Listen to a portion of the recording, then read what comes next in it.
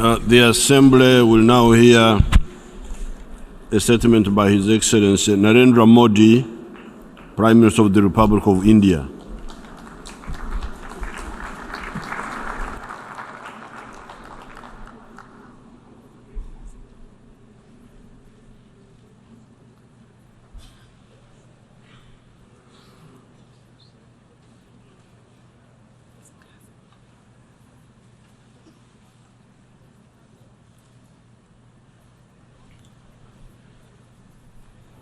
माननीय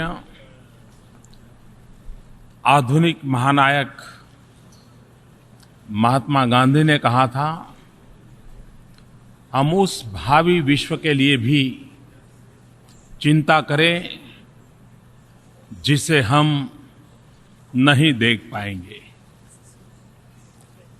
जब जब विश्व ने एक साथ आकर भविष्य के प्रति अपने दायित्व को निभाया है, मानवता के विकास को सही दिशा और एक नया संबल मिला है। 70 साल पहले जब एक भयानक विश्व युद्ध का अंत हुआ था, तब इस संगठन के रूप में एक नई आशा ने जन्म लिया था।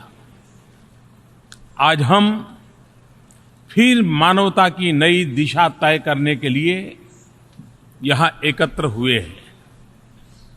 मैं इस महत्वपूर्ण शिखर सम्मेलन के आयोजन के लिए महासचिव महोदय को हृदय से बधाई देता हूं। एजेंडा 2030 का विजन महत्वाकांक्षी है और उद्देश्य उतने ही व्यापक है।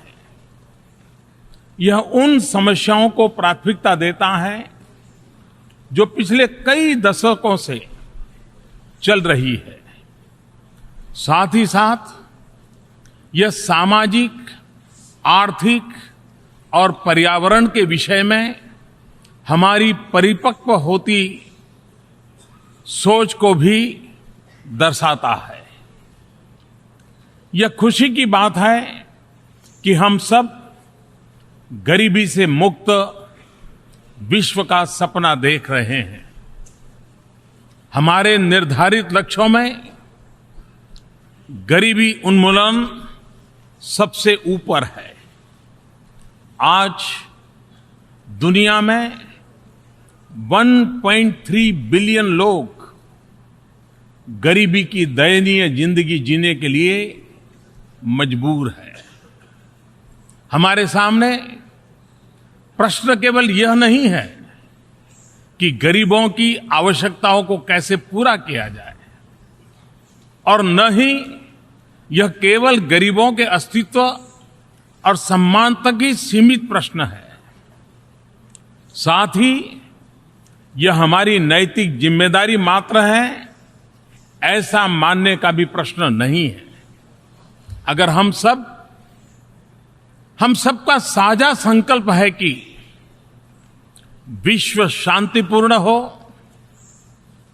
व्यवस्था न्यायपूर्ण हो और विकास सस्टेनेबल हो, तो गरीबी के रहते यह कभी भी संभव नहीं होगा।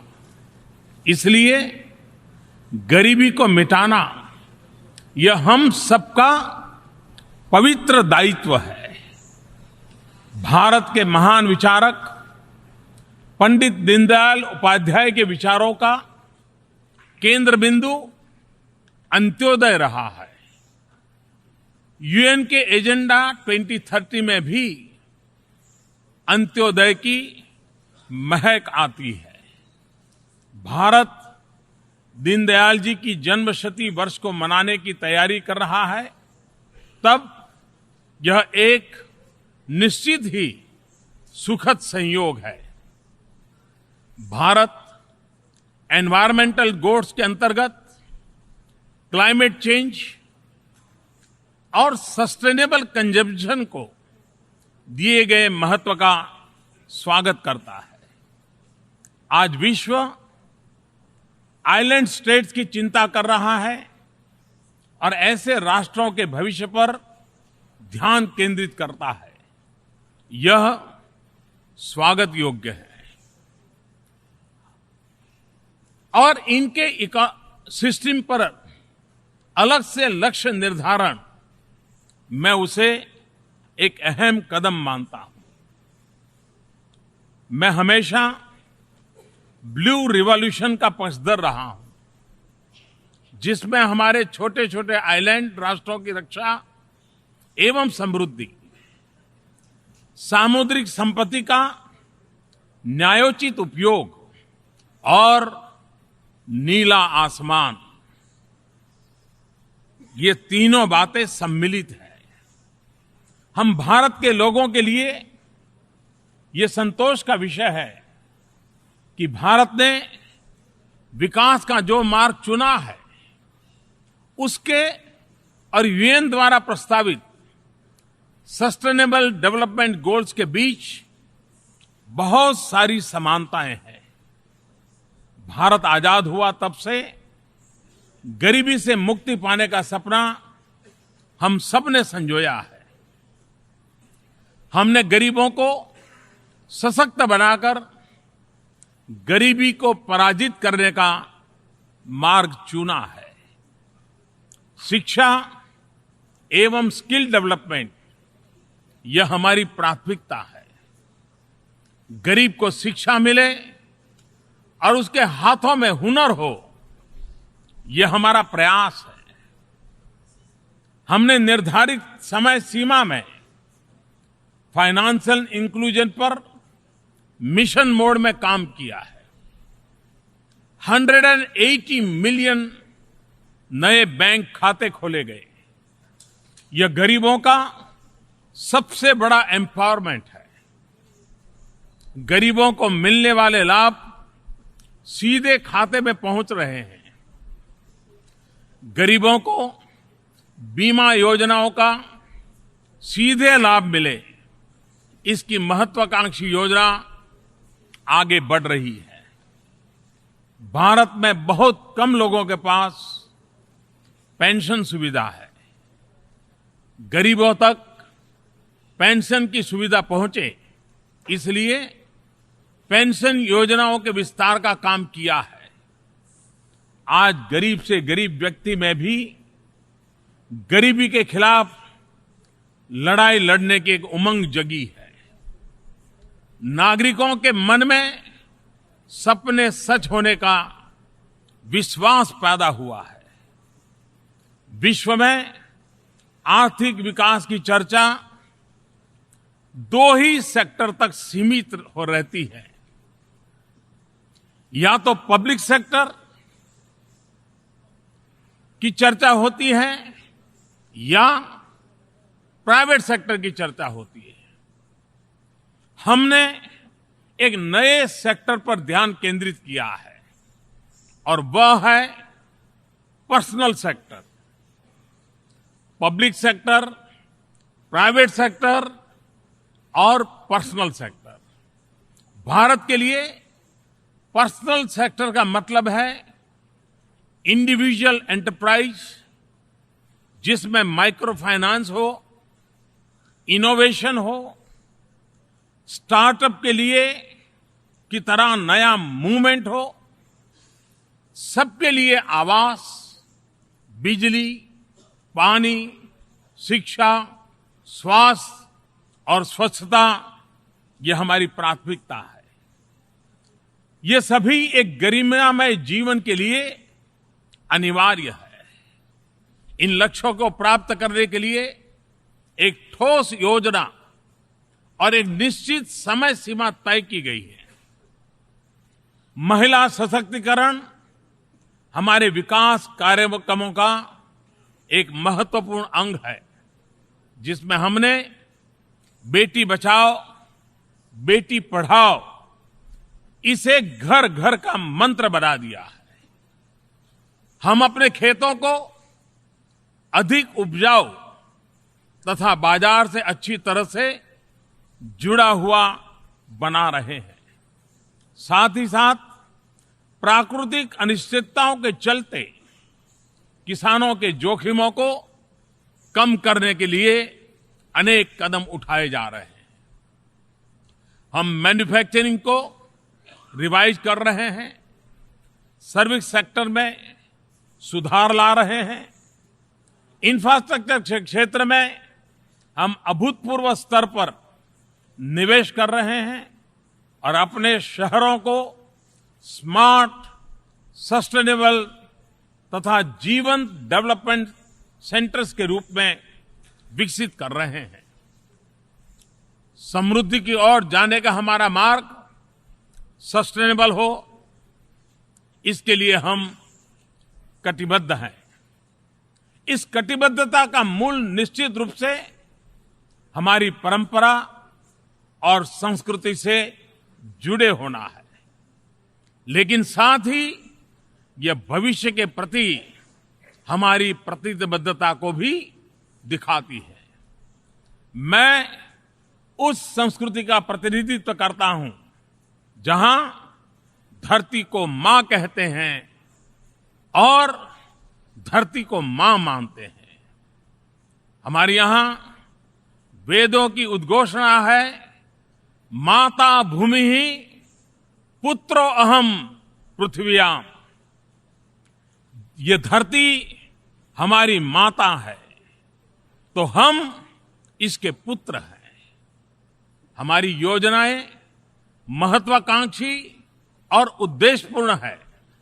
जैसे अगले 7 वर्षों में 175 गीगावाट रिन्यूएबल एनर्जी की क्षमता का विकास, एनर्जी एफिशिएंसी पर बल, बहुत बड़ी मात्रा में वृक्षारोपण का कार्यक्रम, कोयले पर विशेष टैक्स, परिवहन व्यवस्था में सुधार, शहरों और नदियों की सफाई, वेस्ट टू वेल्थ की मूवमेंट, मानवता के छठे हिस्से का सस्टेनेबल डेवलपमेंट समस्त विश्व के लिए तथा हमारी इस सुंदर वसुंधरा के लिए अत्यंत महत्वपूर्ण है।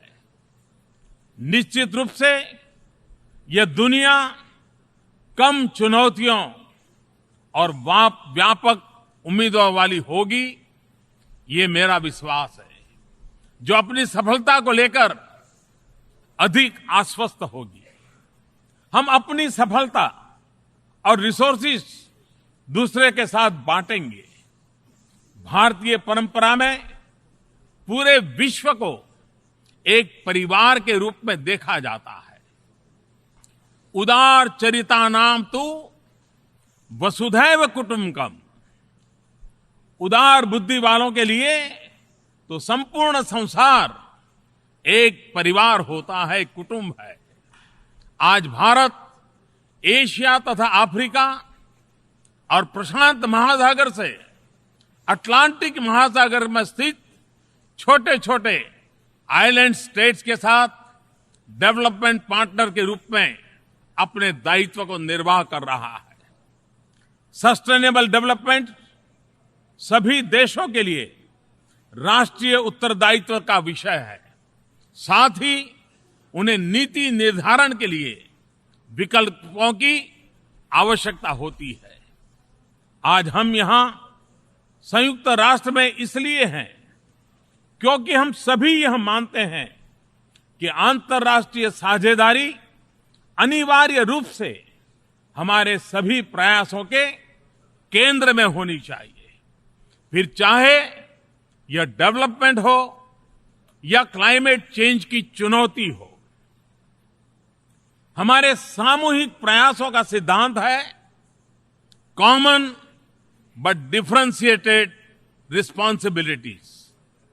अगर हम क्लाइमेट चेंज की चिंता करते हैं तो कहीं न कहीं हमारे निजी सुख को सुरक्षित करने की बू आती है।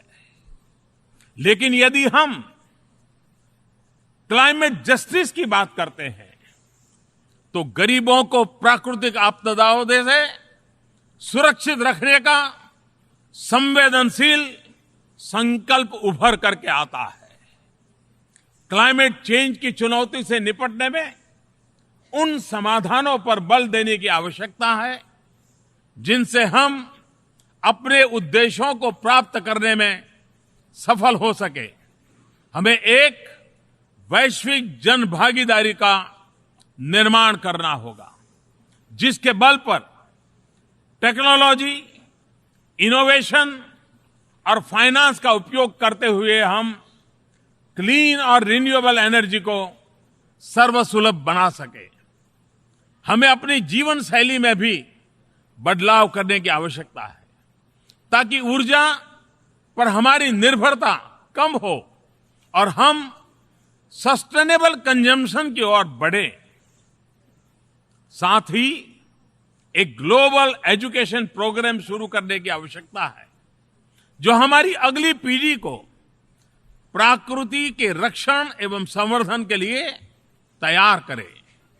मैं आशा करता हूं कि विकसित देश डेवलपमेंट और क्लाइमेट चेंज के लिए अपनी वित्तीय प्रतिबद्धताओं को पूरा करेंगे without in any way putting both under the same head. मैं यह भी आशा करता हूं कि टेक्नोलॉजी फैसिलिटेशन मैकेनिज्म टेक्नोलॉजी और इनोवेशन को विश्व के कल्याण का माध्यम बनाने में सफल होगा। यह मात्र निजी लाभ तक सीमित नहीं रह जाएंगे। जैसा कि हम देख रहे हैं, दूरी के कारण चुनौतियों से छुटकारा नहीं है। सुदूर देशों में चल रहे संघर्ष और अभाव की छाया से भी वे उठ खड़ी हो सकती है। समूचा विश्व एक दूसरे से जुड़ा हुआ है, एक दूसरे पर निर्भर है और एक दूसरे से संबंधित है। इसलिए हमारी अंतर्राष्ट्रीय साझेदारी को भी पूरी मानवता के कल्याण को अपने केंद्र में रखना होगा। सुरक्षा परिषद समेत संयुक्त राष्ट्र में भी सुधार अनिवार्य है ताकि इसकी विश्वसनीयता तथा औचित्य बना रह सके। साथ ही व्यापक प्रतिनिधित्व के द्वारा हम अपने उद्देश्यों की प्राप्ति अधिक प्रभावी रूप से कर सकेंगे। हम एक ऐसे विश्व का निर्माण करें जहां प्रत्येक जीव मात्र सुरक्षित महसूस करे, उसे अवसर उपलब्ध हो और सम्मान मिले। अपनी भावी पीढ़ी के लिए अपने पर्यावरण को और भी बेहतर स्थिति में छोड़ करके जाएं। निश्चित रूप से इससे अधिक महान कोई और उद्देश्य नहीं हो सकता, परंतु यह भी सच है कि कोई भी उद्देश्य इससे अधिक चुनौतीपूर्ण भी नहीं है। आज 70 वर्ष की आयु के संयुक्त राष्ट्र में हम सबसे अपेक्षा है कि हम अपने विवेक, अनुभव, उदारता, सहृदयता, कौशल एवं तकनीकी के माध्यम से इस चुनौती पर विजय प्राप्त करें। मुझे दृढ़ विश्वास है कि हम ऐसा कर सकेंगे। अंत में मैं सबके कल्याण की मंगल कामना करता हूं। सर्वे भवन्तु सुखिनः, सर्वे सन्तु निरामया, सर्वे भद्राणि पश्यन्तु, मां कश्चित् दुर्भाग् भवेत्। सभी सुखी हो, सभी निरोगी हो, कल्याणकारी देखें, किसी को भी किसी प्रकार का दुख न हो। इसी मंगल कामना के साथ आप सबका बहुत बहुत धन्यवाद।